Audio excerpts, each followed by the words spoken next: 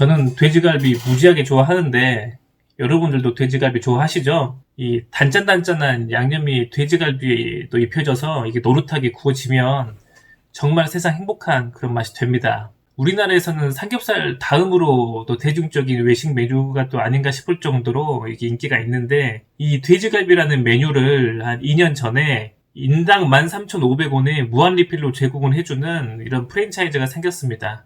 이게 바로 명륜진사 갈비인데, 근데 이 브랜드가 지금 태어난 지가 겨우 2년밖에 지나지 않았는데 벌써 가맹점이 450개라고 합니다.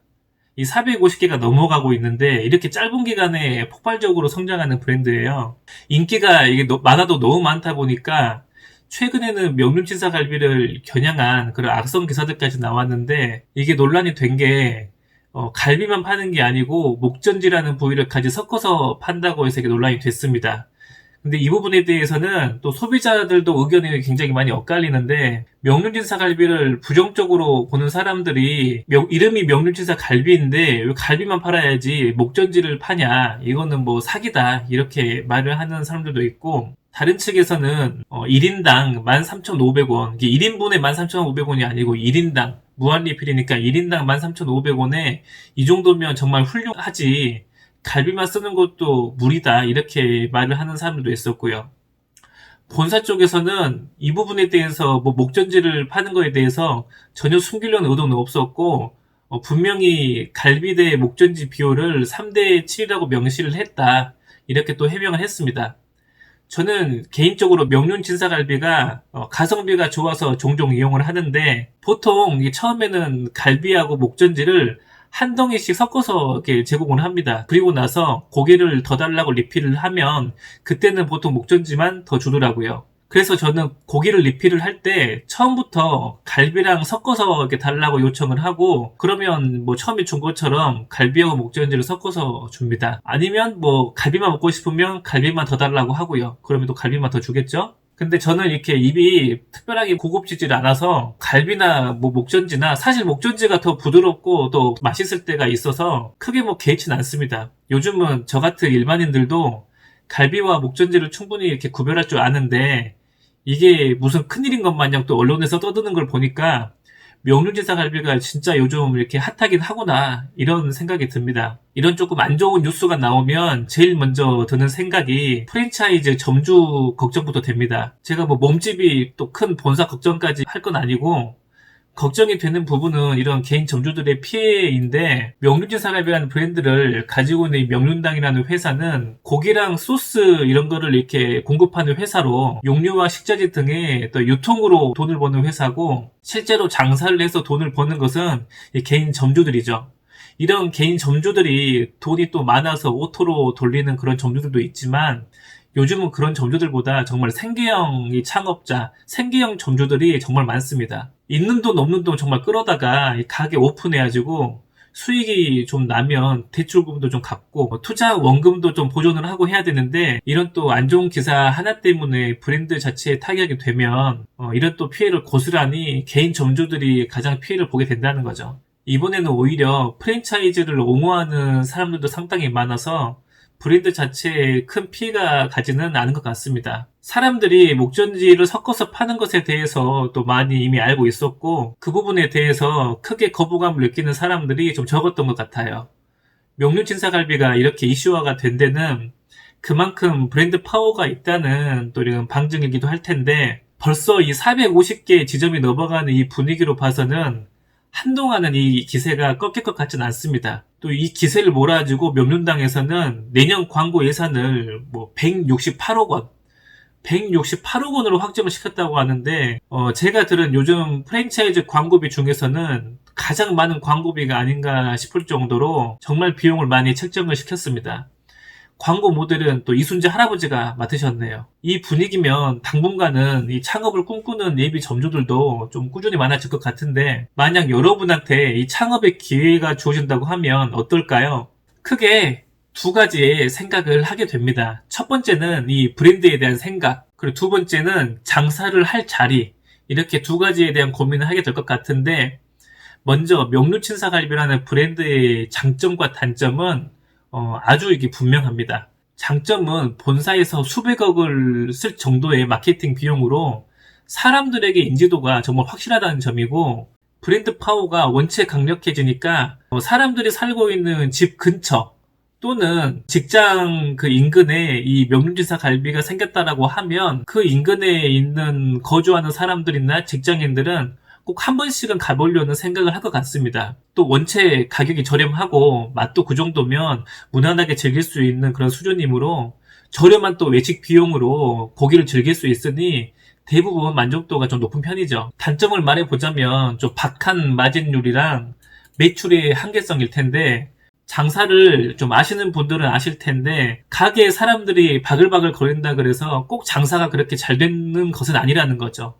장사가 잘 된다라는 것은 결국에는 순이익이 남아야 되는 건데, 임대료가 너무 높다라든지 식자재 비용이 너무 높다라든지 아니면 요즘같이 인건비가 너무 높다라든지 이런 부분에 대해서 결국에 매출 대비 이 나가는 비용이 너무 많다 보면 점주가 가져갈 수 있는 순수익이 너무 적어지게 되는 겁니다. 특히 요즘 같은 불경기에 정말 이렇게 많이 나타나는 현상인데, 경기가 어렵다 보니까 매출을 이렇게 늘리기 위해서 같은 가격이어도 다른 경쟁점들보다 음식의 가짓수도 좀 다양하고 양도 또 푸짐하게 이렇게 제공을 해서 손님의 만족도를 높이는 그런 식당들이 많이 있습니다. 사실 이게 경쟁이 좀 치열해질수록 더 좋은 상품을 더 저렴한 가격에 판매를 이렇게 하게 되므로, 크게 보면 외식 산업에 굉장히 순기능을 이렇게 하는 부분이긴 한데, 근데 실제로 가게를 운영하는 사장님들 입장에서는 정말 이게 또 죽을 맛입니다. 어찌됐든 또 먹고 살아야 되기 때문에 매출을 유지하기 위해서 이렇게 갖은 또 노력을 하는데, 그 노력에는 식자재 비용 상승은 뭐 당연한 거고, 요즘 또 인건비가 또 원체 많이 오르지 않았습니까? 결국에는 순이익률을 확 깎아야지만 경쟁에서 살아남을 수가 있는 건데, 이게 매출이 높다 보면 결국 1년에 이렇게 2번씩 내는 부가세, 그리고 5월달에 내는 종합소득세, 이런 세금 3차례 내다 보면 이거 정말 감당하기 힘듭니다. 앞으로 벌어서 이게 뒤로 까진다는 말이 괜히 나온 게 아니죠. 조금 이제 이야기가 길어졌는데, 명륜진사갈비의 단점이 딱 여기에 해당되는 부분이 있습니다. 명륜진사갈비를 이용하는 손님들의 만족도를 높이는 전략이 이 적당한 재료로 이게 푸짐하고 좀 값싸게 음식을 제공하는 그런 전략인데, 여기에 점주들이 감내해야 하는 리스크가 좀 공존하는 것이죠. 보통 음식점들 원물 가격이 매출의 35%에서 한 40% 정도 이렇게 잡는 경우가 좀 많은데, 무한리필의 경우에는 이게 50% 이상이 넘어가는 경우도 굉장히 많이 있습니다. 무한이다 보니까 손님들도 좀 음식을 좀 과하게 먹게 되는 그런 것들도 있고, 굳이 또 못 먹을 양을 다 퍼와서 이 음식을 또 남기고 다 버리게 되는 이 모든 것들이 다 비용으로 나가기 때문에 다른 식당들보다 한 10% 이상의 그런 비용이 더 잡히게 되는 겁니다. 요즘 프랜차이즈 음식점들이 세전 수익률이 한 20% 정도 이렇게 많이 잡는데, 그 말은 한 달 매출 한 5천만 원 정도를 찍으면 세 전후로 한 1,000만 원 정도의 수익을 잡는다는 거죠. 그런데 이 10%가 더 까져서 순수익률, 세전 수익률이 10% 정도라고 하면 500만 원 정도의 수익이 잡히게 되는 겁니다. 500만 원과 1000만 원이 차이면 정말 엄청난 차이죠. 그러면 이 명륜지사갈비 점주들은 어디에서 돈을 아껴서 수익률을 그럼 극대화시킬 수 있을까? 이걸 좀 생각을 해봐야 되는데, 사람 한 명을 줄여서 점주인 내가 좀 더 열심히 뛰면 될까요? 숯불을 사용하는 고깃집 특성상 일반 음식점들보다 직원이 좀 더 필요하면 더 필요하지, 직원이 너무 적으면 힘듭니다. 직원의 적정 인원은 손님들의 또 만족도에도 직결이 되기 때문에 줄이기도 또 쉽지가 않죠. 결국에 점주들의 순수익을 올릴 수 있는 부분이 바로 사실 이 월세에 있습니다. 애초에 장사를 할 자리를 알아볼 때부터 이 월세를 좀 저렴하게 주고 장사할 수 있는 자리를 좀 찾아야 됩니다.